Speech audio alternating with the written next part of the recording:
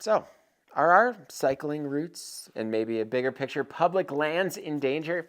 So I spent a couple of hours this morning really worrying about a piece of news that I woke up to. And well, it hit actually pretty close to home.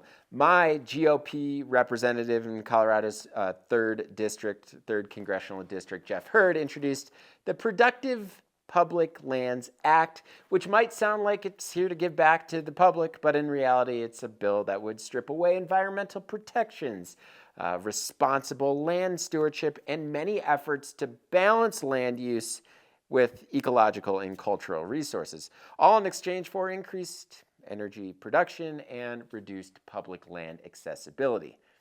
Yep. So as soon as I heard about that, I called Congress Hurd's Grand Junction office right away. And this wasn't my first time, more like my 15th. Let's say we don't see eye to eye. I've been expressing my frustration and displeasure with his party's strong-arm tactics in the first few months of this new administration. But this was the first time someone actually on his staff answered. After I got off the phone, let's say I was amped up, pretty amped up. So I texted my friend Jonathan Houck, who is my local representative, to get his take. So Jonathan is one of 3 county commissioners here in Gunnison County. So I had some questions, and well, I kind of figured that it might be a good idea to stick a camera in front of us and hear him out. So that's exactly what this video is all about, to gather his thoughts on the newly introduced act and much, much more. So let's get into it.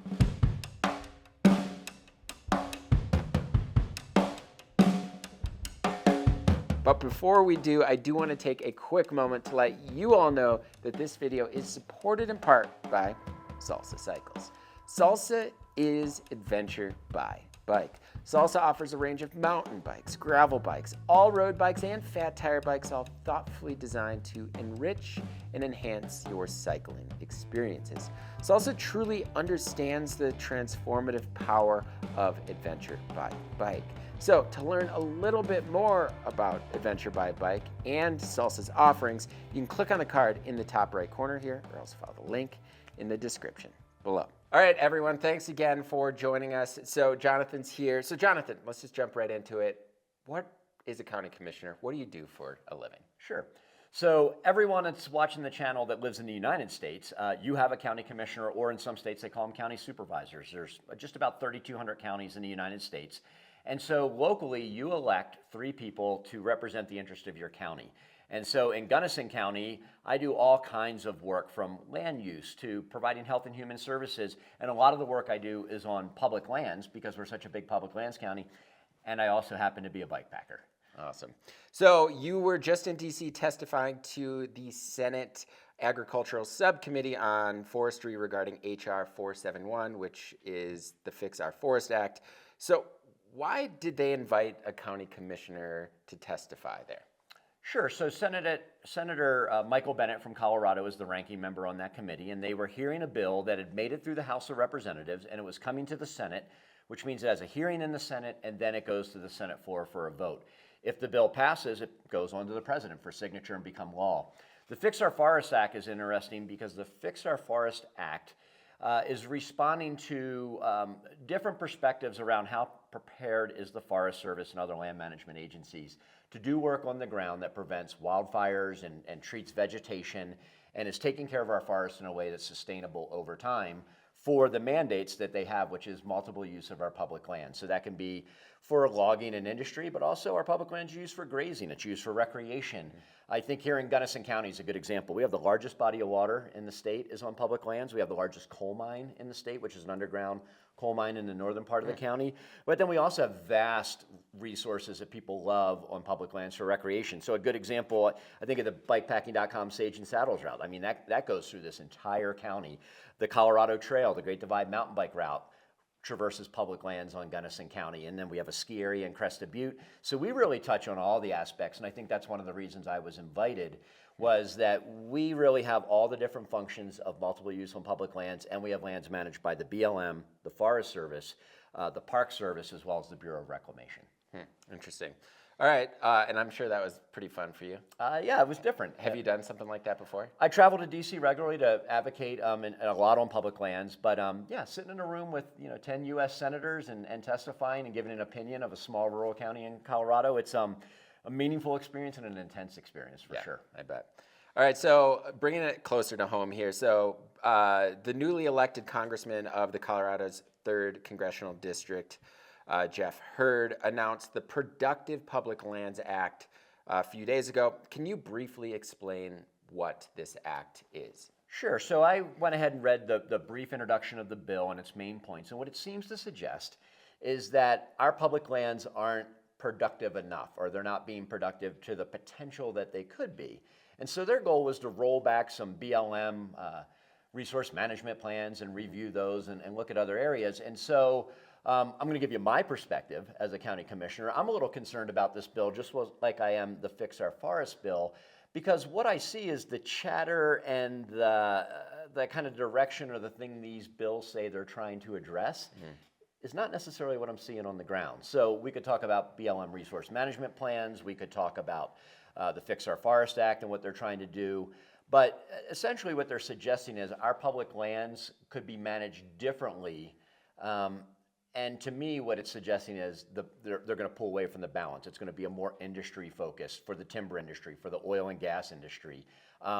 And I want people to remember that recreation is a valid use of public lands, and wildlife habitat and clean water and clean air. These are things that are important to everybody and should be nonpartisan.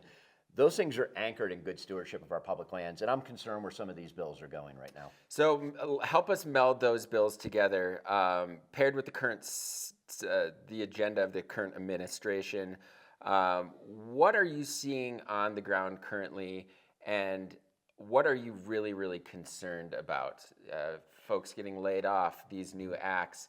What's the biggest concern right now for our public lands? Sure. So I'll start with the bills and then maybe move to kind of what the current administration is doing, and that might be helpful. So, the Fix Our Forest Act really wants to cut back on the amount of environmental review or the amount of endangered species kind of consultation that they do under the term of, hey, we have to be more efficient. We have to get out there and take care of the forest because the kind of the threat of wildfires and things is real. And the new act that Representative Hurd, he's saying, hey, we need to get out there and, some of these plans block oil and gas development, things of that nature. So let's look at oil and gas. Our country right now is at an all-time high of production of oil and gas. I know here in Gunnison County, we have process permits. So the federal government processes the permit on federal ground, but we have a local land use piece. But I know that we have permits that have been through both processes, have been approved. They're sitting on the desk of oil and gas companies, and they're not drilling these wells. They're not doing the work because the market right now is rather flooded with product. And so it's not financially advantageous for them to do. So you're hearing drill, baby, drill, and that's going to bring our gas prices down. But the reality is there's a lot of permits on public and private land that aren't being activated. And I would say what you're seeing, interestingly enough, on the local level, and I'll tie this to Fix Our Forest. Fix Our Forest is saying, we need to get all these environmental regulations out of the way to make it easier to do. The current administration has basically eliminated, at the Forest Service, for example, anyone who is in a probationary status. That means either you've just begun a job or it's a new job you're assigned. All of those people were fired. And so I know folks here who have worked for the Forest Service for many years, transferred to a new job, haven't done a full year there, so they're considered probationary. They're gone. And they're also getting rid of or freezing or rescinding contracts for our seasonal summer workers. So they won't be on the ground. So what does that look like for recreationalists? That means folks who are on the trail crews. These are the people out marking the approved timber sales. It's folks that are doing mineral leases. It's renewing grazing permits for our ranchers. A lot of that work's not going to happen. And what I'm afraid of is it's going to create chaos on our public lands. We're going to see closed campgrounds, limited hours. We're going to see bathrooms that are just locked up. People don't stop going to the bathroom. They just don't use the outhouses. So we're going to deal with trash, human waste. We're going to deal with overuse. We're going to have trails that aren't cut out from down trees that have fallen over the winter. We're not going to have as much response on the landscape. And what I'm fearing that's going to do is create this culture of, well, our public lands just aren't being managed well. And so what's the next piece after that? There is a moving political agenda for some folks to sell off our public lands, to privatize our public lands. One of the things I think that makes America just so amazingly awesome is public lands, and who they belong to. They belong to all of us. They belong to every single person in the United States. And so whether you want to hunt on them or fish or bike pack or collect firewood, and there is a place for timber development and grazing and oil and gas, but they belong to all of us. They don't belong just to corporate interest. Yeah. So the BLM resource management plans, a lot of them were just finalized. I think I saw one that was finalized in November of 2024. So essentially what essentially what Congressman Hurd is trying to do is rescind all of these and basically go back to the old resource management plans. What were the old resource management plans? And I guess, can you dive a little bit deeper into oil leases and how specifically would oil leases take away our use of public lands? Sure. So resource management plans exist for every unit of public lands, no matter who manages them. But we'll focus on BLM because I think it's a real poignant one to talk about. So the old resource management plans, some of those could have been 20, 25 years old. And so what they do is they say, what's changed since we did our last resource management plan? They bring in new data, they bring in new information, but they also bring the public in, from individuals to local government to industry as well. And these resource management plans go through a public process where people are able to have input, and then the new plan reflects the new conditions on the ground. So whether it's oil and gas development or timber, we know climate change has drastically changed what vegetation looks like, what type of surface water or subsurface water is available on these lands, how are animals in different species, endangered or not. So here we think about Gunnison sage grouse, a listed species under the Endangered Species Act, but we also think about big game. And so the new plans reflected input from wildlife, from the timber industry, from local government, from recreation groups. Our local Gunnison Trails participated in the resource management plans. These plans then are proposed. Public has a comment on seeing what the plans are going to look like, then they're finalized. So what we had are plans that were just recently completed with robust public input that said, due to the conditions on the ground, here's where we're at. Now what they want to do is go back to plans that are dated, that don't have the latest scientific input, the latest data, and really it's a big step back. So to your question about how could that impact us, so some of the timber projects that are proposed or oil and gas development is being thoughtful to sensitive species. It's being thoughtful to setbacks from water and fire hazards. If they're not managing the land to the current conditions, then we could see catastrophic wildfires. We could see water pollution. We could see species being more and more threatened. And so what does that look like for us as recreationalists? It could be longer wildlife closures. It could be areas that once they burn out or have an active fire are closed to recreation for a while. And so, you know, there's a lot of what ifs, but I think there's a good template and a good story that's been told of what happens when public lands aren't managed to that way. And ultimately, I speculate that a little bit of this is a push towards privatization. And if public lands were sold or given to states, you know, states would have to find a way to have the revenue to support the management of these public lands. And often what that looks like is selling to private interests. So a timber interest or maybe an oil and gas interest, if that's privatized, typically the public isn't allowed to access that kind of land. Currently, if there was a timber sale on public lands, maybe a road within that timber sale was closed to us traversing on a bike packing trip. But temporarily. Temporarily while they're doing the sale, but we could work around it. But if you privatize a chunk of land, it goes away for good. Yeah, we don't want that. Real quick, you mentioned the Gunnison sage grouse. I know that you kind of have a stake in this game. You are on the Gunnison Basin Sage Grouse Strategic Committee. Kind of rewind a little bit. What is, the sage grouse is an endangered species, obviously. Why is it endangered? And what would these rollbacks of these resource management plans have on this bird? Sure. So the Gunnison sage grouse is a unique species of sage grouse. It only exists in 11 counties, so 10 Colorado counties, 1 southeast Utah county, and 85% of the bird's population is anchored here in the Gunnison Basin, mainly in Gunnison County. So it is listed as threatened under the Endangered Species Act, which gives it special protections. But what we know is that, and I'll use recreationalists, and biking's huge here. Mountain biking is huge in Gunnison County, and ranching is big here. Ranchers and recreationalists came together and really spent time on what's their common ground, which is these are valuable, productive lands that are good for our community, they're good for our economy, they're good for our way of life. And so the protections that have been put on public lands through some of these planning processes, you know, the grazers, the ranchers who are grazing out on public lands, they have a very prescriptive way that they manage moving their cattle around and what time of the year and where they're at on BLM lands that is beneficial to the bird and also allows them to have a productive ranching season.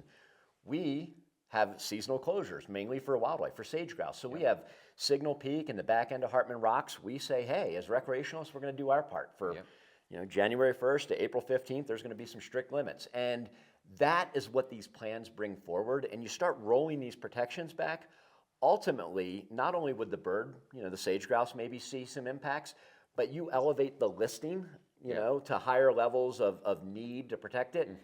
We're going to see longer closures. We might see our ranchers not be able to be out on the landscape. We might see that say, hey, we can't access these lands for other uses because they're out of balance. And so to me, that's why you don't want to step backwards, you want to go forwards. And for a long time, I was a school teacher. I told kids this all the time, because they're always looking back. I said, remember, your windshield is this big. Your rear view mirror is this big. You need to be looking forward. Yep. Interesting. All right, so what, I guess, realistically here, like you've talked to United States senators, United States Congress folks, what is like the biggest threat currently right now in our public lands? To me, the most immediate is the mass layoffs and the firings. Due today, today's March 13th, the agencies have to have a plan in place that they present back to DC to what their RIFing plan is. A RIF is a reduction in force. Yep. And so I talked earlier about seasonals weren't hired, probationary people were fired, there's been a bunch of forced retirements. There is a proposal to additional 30 to 50% cuts at the Forest Service. And so if our lands can't even be managed at their most basic level, and they were already before this administration, bare bones and understaffed. I'm very concerned that what this is going to do is really push this idea that public lands need to be sold off or given to states or privatized because we can't manage them. Actually, if we want to talk about government efficiency, what we need is more people on the ground, more people doing this good work. And one of the places I think is recreationalists we tie in, and I think you see this in the hunting and fishing community. We all belong to trail organizations or wildlife groups like Trout Unlimited or Backcountry Hunters and Anglers. I watch groups like that, Gunnison Trails, Crested Butte Mountain Bike Association. I watch us fill these gaps. We're putting trail crews out there on the landscape, working with our federal partners, but we can't be relied on to do that huge amount of work. Right. We're partners, and the partnerships are dissolving because of the actions of this administration. So what can we do? What should we reach out to our government officials? Should we start donating a little bit more to those smaller organizations? Sure. So I think a couple things to do is make sure you're active with your local advocacy group. And so for bike packers, typically it's your local mountain trail association. It could be the Colorado Trail Foundation, the Arizona Trail Foundation. Think about kind of those bigger groups and get involved and make sure that they have an advocacy approach as well, that they're speaking out on these things. Secondly, get a hold of your county commissioners. One great thing about your county commissioner or your county supervisor is do a little digging. You'll find out they live in your community. I get as much public input maybe at the grocery store as I do sitting in the commissioner room. I'm sure that's fine. So make sure your county commissioner or your county supervisor knows how important public lands issues are to you. And then ultimately, find out who your congressperson is. Every one of you has a single congressperson, a congressman or congresswoman. Call their office. Tell them, I am concerned about what's going on with the management of my public lands. And use that term, my public lands. They belong to us. Yep. And then contact both of your U.S. senators. Every state has 2 senators. And literally, phone calls take a few minutes. You're going to get a staffer. And be concise. Have a little script. I'm concerned that the layoffs and the firings and the mismanagement of BLM, Park Service, and Forest Service lands are going to impact my ability as an American citizen to utilize my public lands, and they're not being taken care of. And I want something different. Yep. Awesome. I called yesterday. I called Jeff Hurd's office in Grand Junction. They answered for the first time in 15 tries or so, but I was happy they did, and it was good to actually talk to someone. So that about does, I'm going to say email too. Email is a good way to contact them as well. Yeah. That about does it for us. If you like what you saw in this video and want to see more like it, actually, please let us know. Jonathan and I maybe have something going here. I don't know. But please hit that subscribe button. That always helps. And if you want to help support BIKEPACKING.com, everything we're doing on this YouTube channel, everything we're doing on the website, please consider joining the Bikepacking Collective. The Collective offers a lot of awesome perks, including industry discounts, monthly giveaways, and the twice yearly Bikepacking Journal. So to learn a little bit more, you can click on the card in the top right corner. You can also follow the link in the description below. As always, thank you all so much for watching. And until next time, paddle further.